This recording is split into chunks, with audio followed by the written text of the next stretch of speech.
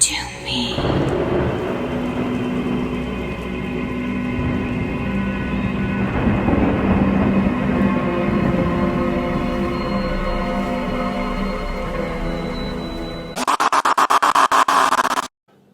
Greetings, my little lovelies! I hope I find you all well again, and as usual, feeling tickety-boo! Now, 4 wonderful new videos for you today.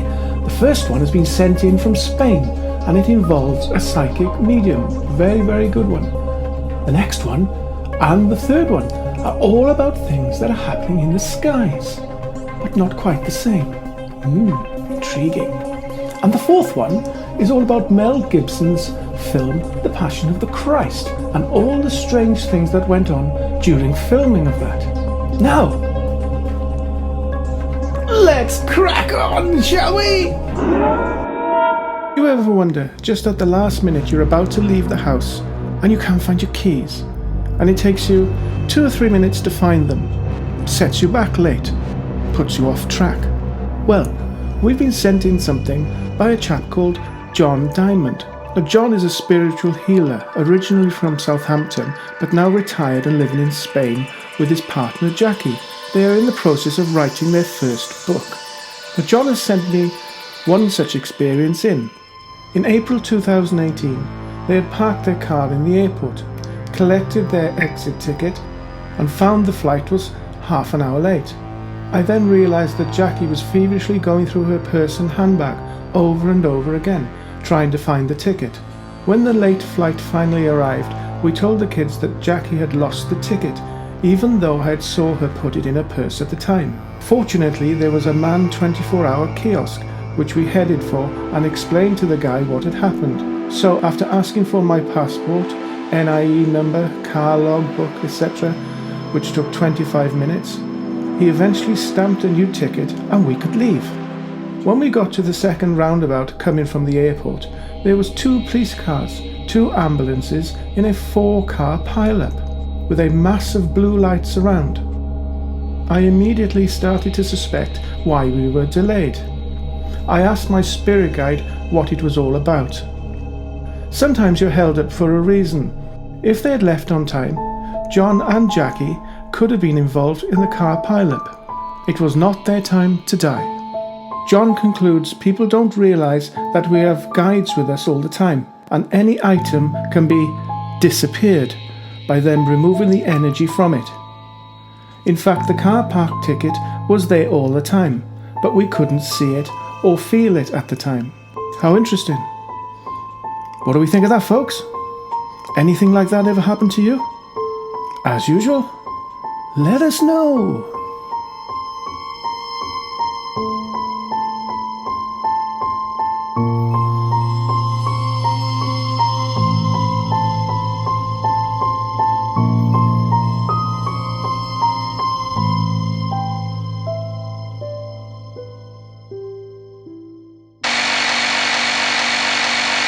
The following has been sent in to us, and unfortunately I don't have much information on this one, other than it was taken in the United States.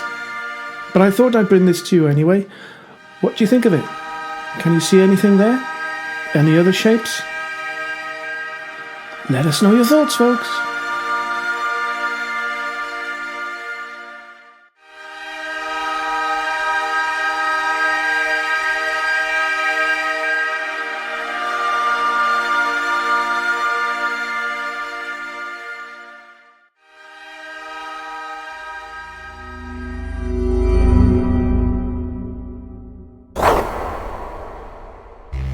The following is of a thunderstorm that happened a couple of nights ago here over West Wales in the UK.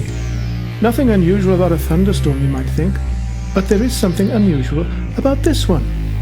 As you can see, there's lots of lightning, but there was no thunder, no thunderclaps, and no rain, just lightning. How bizarre. This stormy phenomenon was seen by many thousands of people in the area.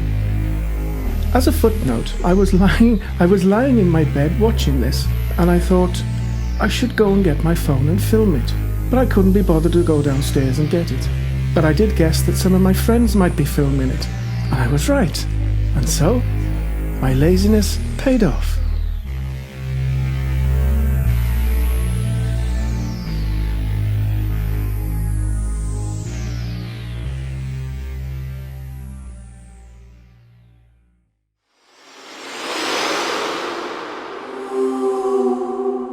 Passion of the Christ is a film directed by Mel Gibson about the last 12 hours of Jesus' life, released in 2004. The film also goes on to cover the resurrection, which makes it for a very interesting account. Another feature of this movie that makes it even more appealing would be that it is filmed in the ancient languages of Latin and Aramaic, along with English subtitles. Now, most actors would understand the dangers of taking on roles that require scenes with excessive violence or dangerous stunts, but in The Passion of the Christ, many of these scenes quickly got out of hand. Jim Caviezel, the actor who played Jesus, was victim to various accidents while filming in this movie. A few of the accidents that occurred included him suffering from hypothermia as well as pneumonia. He also received a dislocated shoulder and accidentally being thrashed during a whipping scene. Although these mishaps may appear brutal, one incident involving Caviezel and assistant director Jan Micini was so unexpected that it was actually considered a sign from God. Both Caviezel and Michelini were struck by lightning during the filming of the scene of the Sermon of the Mount. Luckily, neither were injured, although this was the second time that Michelini had been struck by lightning. Other situations that add to the rumour of this film being cursed would be that since the release of this film, both Mel Gibson and Jim Caviezel have suffered from major career downturns.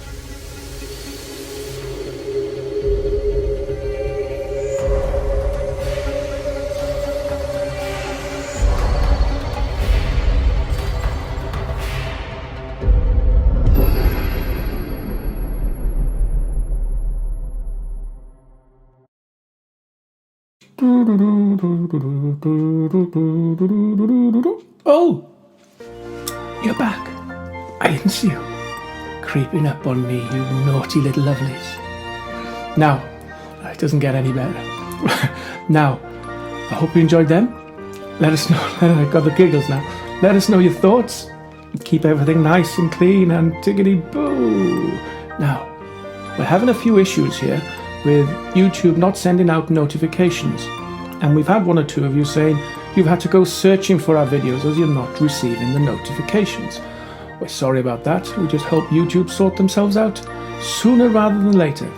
But if you don't get a notification, have a look on the channel and you'll find something new there nearly every week.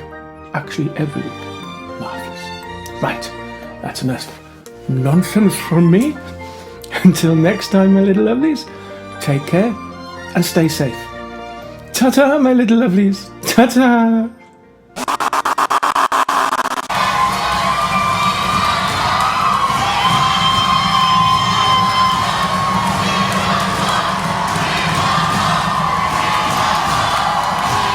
Come to me. Don't get so close to the fire. You might just burn.